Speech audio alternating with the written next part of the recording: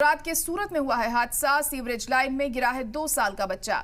बच्चे की तलाश के लिए अभियान जारी है। मौके पर मौजूद है फायर ब्रिगेड। महकमे ने करीब 60 से 70 लोगों को यहां पर भेजा है। रेस्क्यू ऑपरेशन यहां पर चलाया जा रहा है। तलाशी मुहिम यहां पर चलाई जा रही है। बच्चे को ढूंढने के लिए ढक्कन भारी गाड़ी के गुजरने से टूट गया था, ये बताया जा रहा है, जिसकी वजह से 2 साल का बच्चा उसमें गिर गया।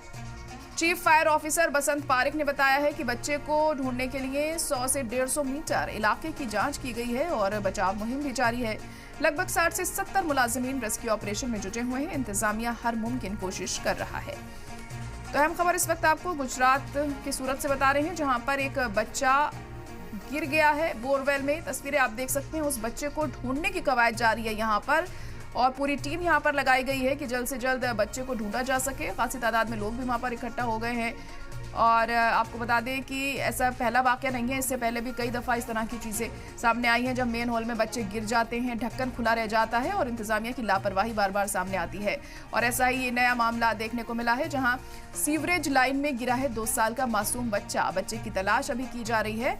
फिलहाल मौके पर फायर ब्रिगेड की टीम पहुंची हुई है। 60 से 70 लोग इस वक्त मौजूद हैं वहां पर। तलाशी मुहिम चलाई जा रही है ताकि जल्द से जल्द बच्चे को ढूंढा जा सके।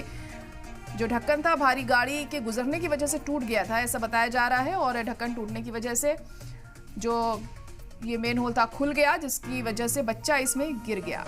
चीफ फायर ऑफिसर बसंत पारिक ने बताया है कि बच्चे को ढूंढने के लिए 100 से 150 मीटर इलाके की जांच की गई है और बचाव मुहिम भी जारी है, लेकिन बच्चे का अभी तक पता नहीं चल सका है। अब कब तक बच्चा मिल पाता है, कब तक कामयाबी मिलती है टीम को, यह अहम होगा देखना। यहाँ पर लगभग 60 से 70 मुलाजिमीन रेस्क्यू ऑपरेशन में जुटे हुए हैं।